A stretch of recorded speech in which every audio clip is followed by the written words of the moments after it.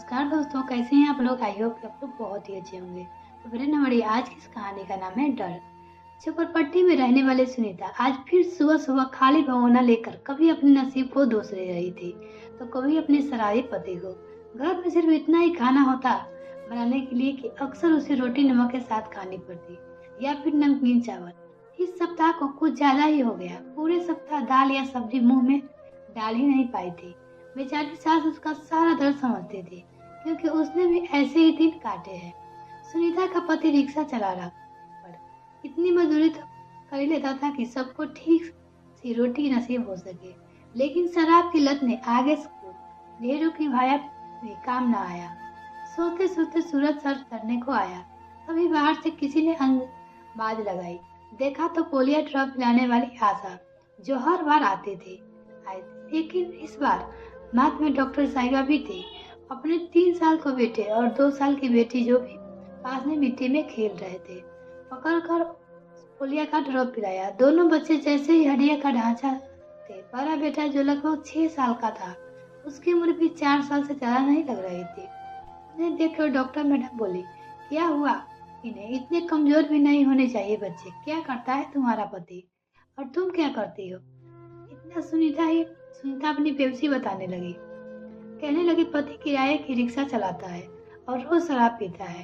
घर में खाने के लाले पड़े रहते हैं। कई बार बच्चे बेकार आधे पेट भी सो जाते हैं।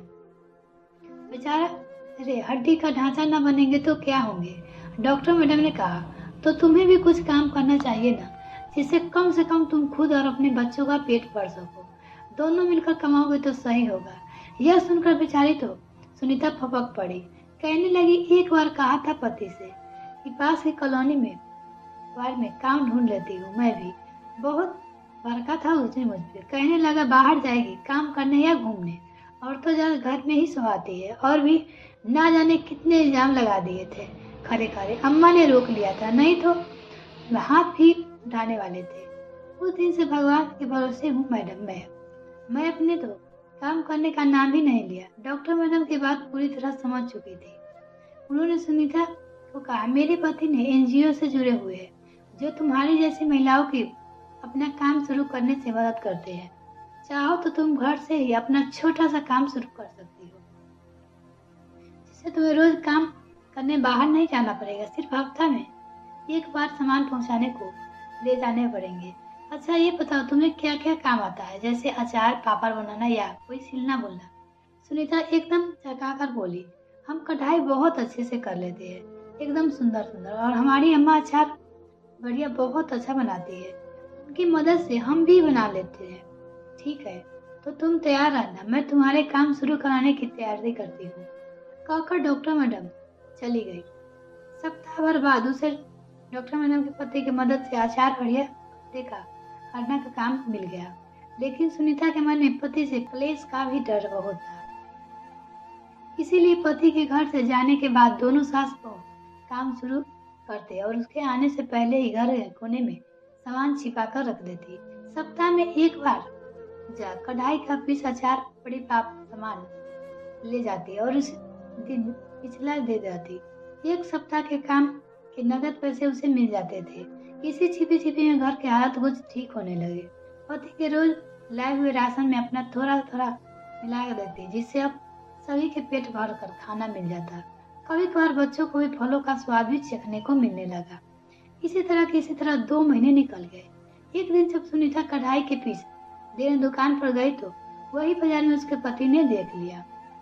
आंखों में इस तरह गुस्सा भरा उसके ही जैसे वो सुनीता को खा जाएगा, लेकिन रिक्शा में सवारी होने के कारण सिर्फ दांत चबाते रह गया।